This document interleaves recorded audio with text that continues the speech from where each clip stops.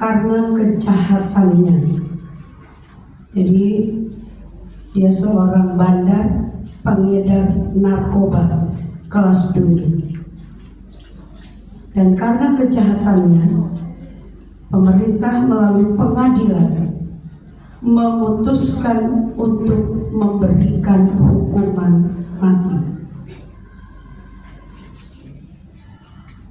Ini pemuda ketika ada di ruangan tunggu untuk tiba giliran dia dipanggil untuk menjalani hukuman mati, dia ditanya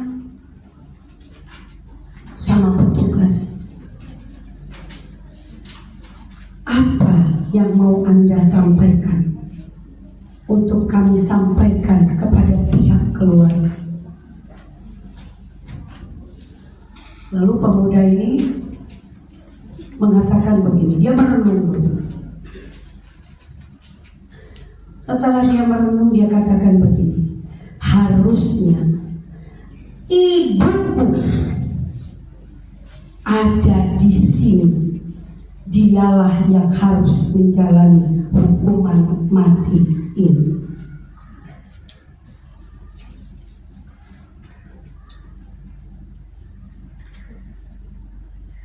Ditanya, pesannya apa?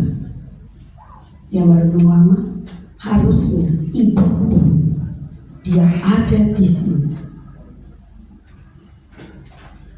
dialah yang harus menerima hukuman mati itu, bukan aku.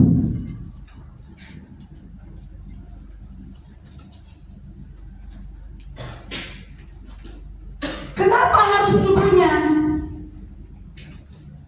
Dia mulai merenung masa lalu.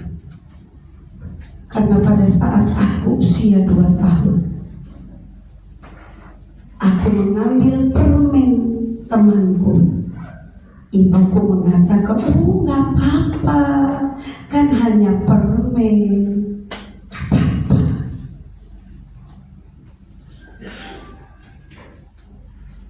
Usia 6-7 tahun ketika aku masuk di sekolah, aku mencuri alat tulis dari temanku. Ibuku pun mengatakan tidak apa-apa. Dia datang ke sekolah, dia mengatakan pada guruku bahwa itu kenakalan anak-anak biasa. Masuk usia 15 tahun ketika aku masuk masa remaja.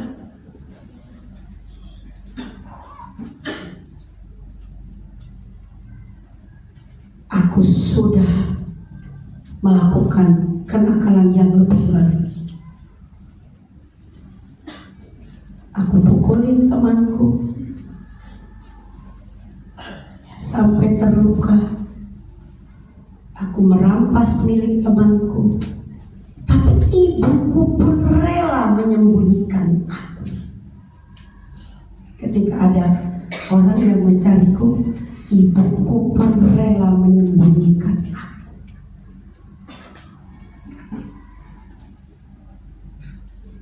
Ketika usiaku 17,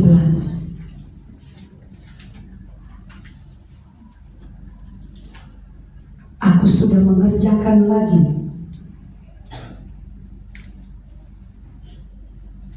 kejahatan kepada teman-temanku di sekolah. Ibuku pun masih membelaku. Justru ibuku melimpahkan kesalahan itu pada sekolah. Ketika aku dikeluarkan dari sekolah, ibuku pun membela. Maka harusnya ibukulah yang patut dihukum tembak mati. Karena aku menjadi aku hari ini karena ibuku tidak pernah mengajar dan mendidikku. Tapi di mana sekarang ibuku? Kenapa harus aku yang sedang menjalani hukuman mati. Sedang di mana ibuku sekarang?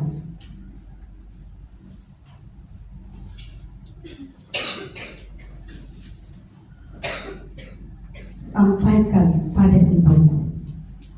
Dia ngomong ke petugas, nggak bisa minta pengurangan hukuman, dan dia harus menjalani hukuman mati. Ini kisah bisa terjadi pada siapapun. Maka firman Tuhan jelas pagi hari ini, siapa tidak menggunakan tongkat benci kepada anaknya, tetapi siapa mengasihi anaknya menghajar dia pada waktunya. Hei engkau orang tua, ini orang tua, ini anak orang tua, Pak Yosef orang tua, ya, Miss Alicia, Bu Esti, Bu Yeni, kami adalah orang tua. Jika kita tidak menggunakan rotan, maka kita tidak mengasihi anak-anak kita. Apalagi Gen Alpha nih. Gen Alpha ini di sekolah ditegur gurunya, di rumah bisa ngomong yang beda. Tuh. Maka ada kalimat play victim. Di sekolah karena dia buat ulah, dia ditegur. Maka ketika pulang, dia bisa menyampaikan hal yang berbeda. Nah, ketika disampaikan hal yang berbeda, maka orang tua mulai membela anaknya. Kalau bisa yang dihukum adalah temannya, kalau bisa yang diskorsing temannya, kalau bisa yang dikeluarkan dari sekolah adalah temannya, tidak dengan anak.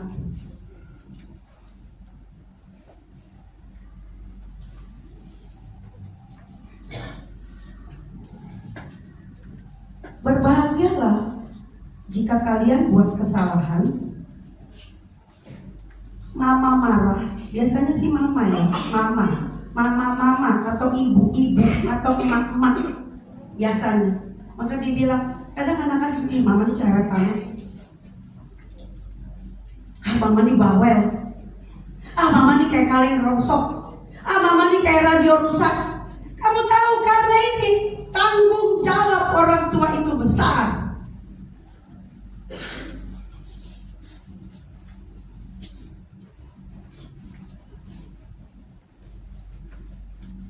Ada orang tua yang anaknya bikin salah, sini sayang, sini nak, siapa nak yang bikin salah nak, siapa yang nakal nak, siapa yang begini nak, siapa, sini. Jangankan di sekolah ya, di rumah, ayah dan ibu, jika anak berbuat salah, ibu kan marah nih, marah.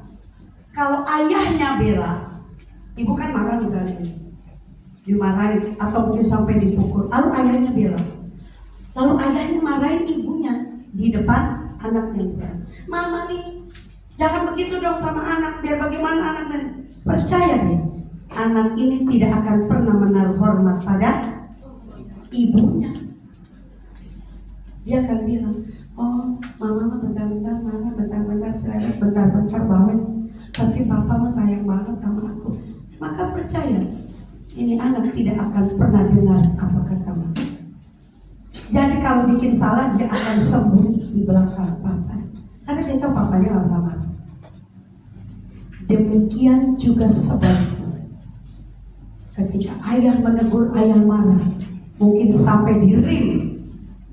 Lalu mamanya bilang, jangan papa kalau hukum anakku, aku yang menangis, aku yang sedih, aku yang terluka, jangan pak. Maka percayalah, anak ini juga tidak akan mendengar nasihat ayah. Firman Tuhan datang tidak pernah kebetulan. Wana punya anak 4. Satu sudah dipanggil Tuhan, 3 yang ditunjuk. Tuhan sampai hari ini. Tiga-tiganya pernah Wana pukul. Ini gurunya kasih apa-apa Wana, apa-apa, cuma untuk tidak begitu. Saya didik anak saya tidak begitu. Berikut lagi begitu, disuruh makan lagi di toilet. Maka akhirnya jadi satu kebiasaan. Jadi ternyata Wana begini, kenapa ya? Anak ini kalau disuruh, nah beli dulu minyak ke warung. Kan warung dari rumah ke warung cuma 2 menit. Kenapa dia bisa sampai 30 menit? Nah, Wana mulai kuntitin. Dia pergi ke warung, Wana kuntitin. Ikuti. Ternyata dia beli coki-coki, ya namanya anak rumah. Dia beli coki-coki. Dia takut kan makan di rumah, orang kan berani kasih uang jajan. Jadi dia beli misalnya coki-coki 5. Berarti kan waktu itu harganya baru 500 kan. Ya berarti 2.500. Maka dia makan 1, lalu sisanya 4. Dia mampir di salon Ling-Ling. Jadi di tetangga Wana tuh ada salon Ling-Ling dekat warung. Dia pergi di teras di pinggir gotnya Tante Ling-Ling tuh ada bunga, dia taruh coki-coki di situ. 4. Ini Wana tidak menyaksikan orang lain, ini anakku sendiri. Nanti siang alasan tak apa, Mama mau suruh aku beli apa Mama? Royko apa? Gak suruh, enggak usah. Oh ya udah deh, dia pernah jalan. Jalan. Oh saya kuntitin lagi. Ya. Pahit dia ke depan salon Ling-Ling. Ya. Ini benar. Dia mulai lihat kiri, lihat belakang. Bagus-bagus kan itu karena dia taruh yang besar. Dia pulang lagi. Wana sengaja nggak tanya dari mana. Tunggu. Ntar agak sore begitu. Jadi kayak itu dia stok gudang doloknya dia di situ. Sore dia datang lagi, dia ambil lagi, dia udah mulai potong. Aku biarkan. Tiba besok,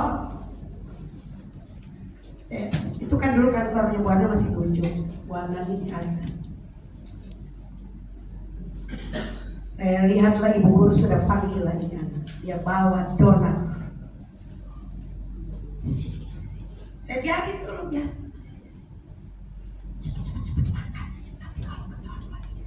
Pas sampai di kamar mandi dia baru, saya tarik langsung. Saya bawa di kantor. Saya sampai. Ini kejadian. Baiknya Tuhan ketahuan. Nah, Wana bilang begini sama aku, Papa kasih uang. Kok dari mana dia beli coki-coki 2.500? Saya kan tidak pernah kasih uang. Jadi Ma, setiap pagi saya antar ke sekolah, dia bilang gini, Papa punya berkat nggak? Berapa? Terserah. Jadi emang saya kasih Ma 2.000.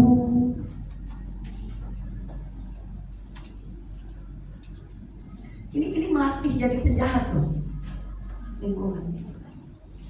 Posisi lagi donat masuk, Wana tarik, Wana sabetin di atas ke bukit.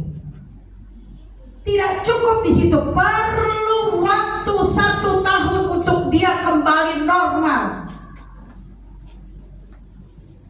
Wana kan gak tahu tuh Bu Guru lakukan itu ke anaknya Wana sudah berapa hari, berapa minggu, berapa bulan. Perlu waktu 1 tahun lebih untuk dia kembali normal. Kalau nggak percaya boleh tanya. Dan ini jadi sejarah. Jadi sejarah itu.